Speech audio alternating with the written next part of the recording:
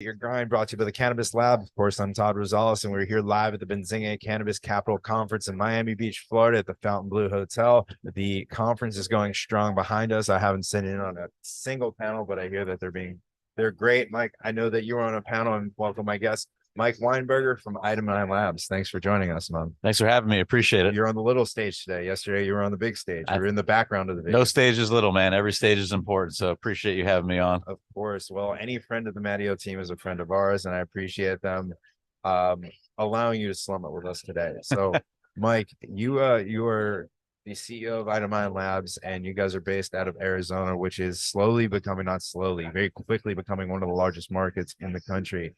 How has your experience been there? I mean, I look at that community and it's crazy seeing the local meetup events and the amount of revenue that it's doing and all the products. It has quickly become such a mature market. Is that the cost of the medical roots or what happened then? Yeah, no, good question. I think it's a little bit of everything, right? It's medical roots were strong there. There were a lot of patients we've been taking care of for a number of years, but when recreation was voted in, it moved quicker than I've seen in any other state. Yeah, it was literally like they voted it in and then they just said go. I think if I remember correctly, you guys jumped from like $700,000 or $800,000 to $1.4 billion over the course of a year. Yeah, I mean the light switch went on and people went hard and fast, and there's a learning curve there, right? Like getting through testing and figuring out volume and the play, but being a vertically integrated state, a few MSOs were already there, yeah, and now there's quite a few in that we're scaling. Population's 8 million in the state of Arizona, and pretty heavy users as far as flower and vapable products, and still taking care of the patients too. It's cool. So tell me about your background. How did you get into the industry? Probably like everyone else, I tripped and fell into it. I'm a serial franchise guy, is what I say. I've been in franchising for about 20 years. I started in franchising as an attorney 20 years ago in law school. I realized about my third year of law school, I'm a little slow, that I don't like lawyers. So I was like, shit. I would argue that. I think there's a lot of people who get into a few years of being a lawyer until they figure that out. So, okay, fair enough. I appreciate that. Thanks. Some of them might be here. But exactly. So that being said, I was fortunate enough to find franchising. Franchising is why I went to law school. It's the epitome of the American dream. It's helping people, putting people in business and supporting them. So for 2 decades, I've done all things franchise, take emerging brands, proof of concept, blue ocean, white space, and help them scale. I was running a smoothie company at the time, and we about 5 years ago, we sold it to Cold Stone, which rolls up to MTY Food Group. It's the world's biggest food franchisor. So that was fun for about 10 minutes. And then I'm not a big company guy, and I wanted to do something else. So walking through Denver, smoking a joint about 7 years ago, I saw a lot of good people, no brands, no brand affinity, with the lack of what a P&L is. And this is lifestyle. This is early cannabis. They needed support.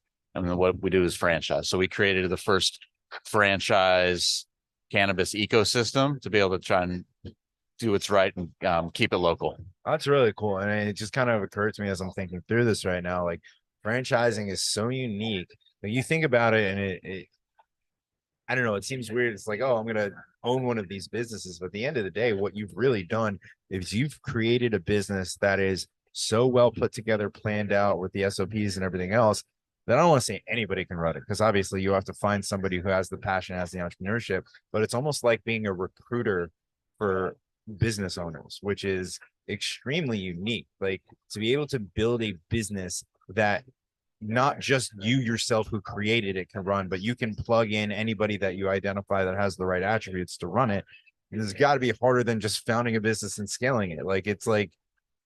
It's nuts to do that. Now you've been able to do that in the cannabis world. Yeah, we got a really good team. We got a lot of people that believe in what we're doing from an investor side of things. And on the team side, we've married cannabis and franchising, brought the best of my franchise expertise and world in. And then there's really good, passionate people in the cannabis side that believe. So we've been able to create an ecosystem of, it's not only, the SOP, it's the operations team, full on marketing, construction, real estate, the build outs, the store designs, store in a, call it shop in a box, ongoing training and education. We do it all. So the incredible part about this is that you're able to in cannabis because of just the way that the market operates, right? It's hard enough to be an operator in cannabis. It's hard enough to get licensed. What you're doing is building and allowing other people to go in and operate the business under your title.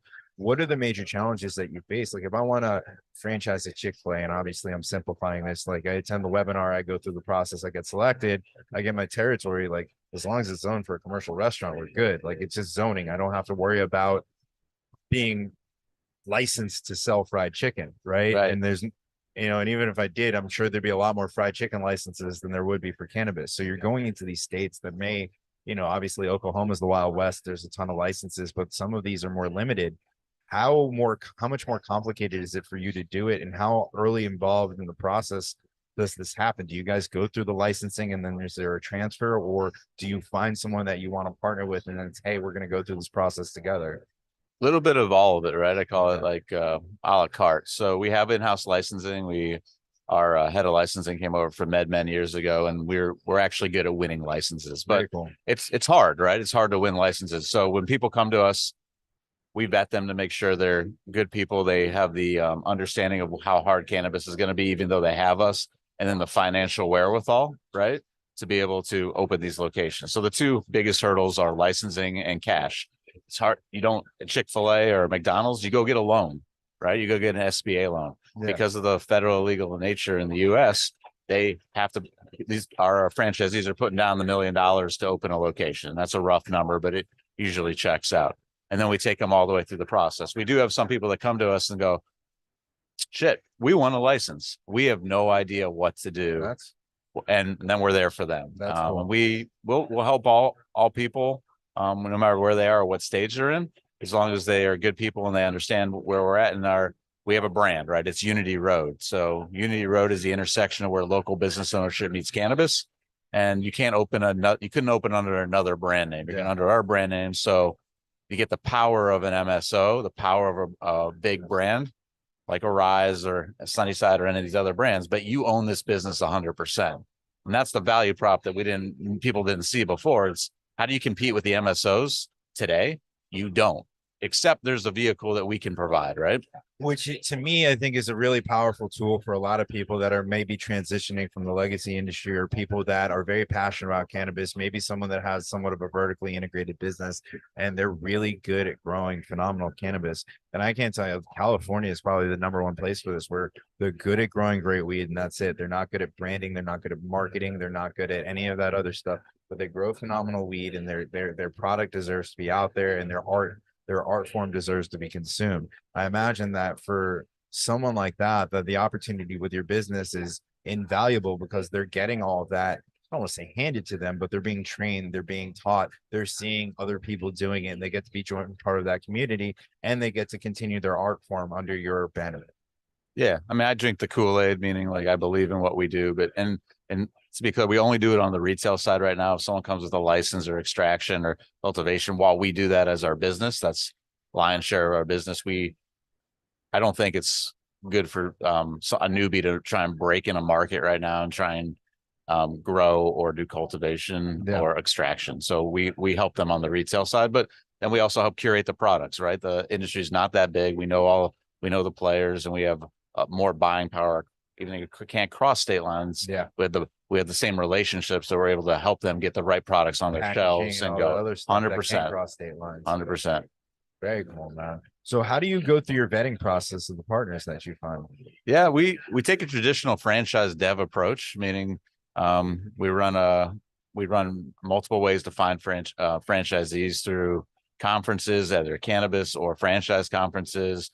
We have franchise brokers, we have organic, inorganic leads, and then How are you received at the franchise conferences? I'm really interested to hear that, because I can't imagine there's weed companies. We're a fan fave, right? Like I've been in the industry a long time. Next to the Break Oven Pizza guy. Yeah, exactly. And they're good people. They're my people. Like I find them very similar to this cannabis people, like trying to help and stand up other businesses, and we take care of our own. So they believe in what we're doing, and they love what we're doing. They also always ask for free samples. Of course. Like it's every time, man. It's the joke, but But we take it seriously. So for every 100 leads we get in, we award one franchise. Okay. Because not everyone should be in this business, and not everyone should be franchised. And we don't take people's money and then not make it work. So depending on what market they're interested in, or whether they have the financial wherewithal or the right temperament, that kind of, pun intended, weeds out a lot of the crew. So we're pretty selective.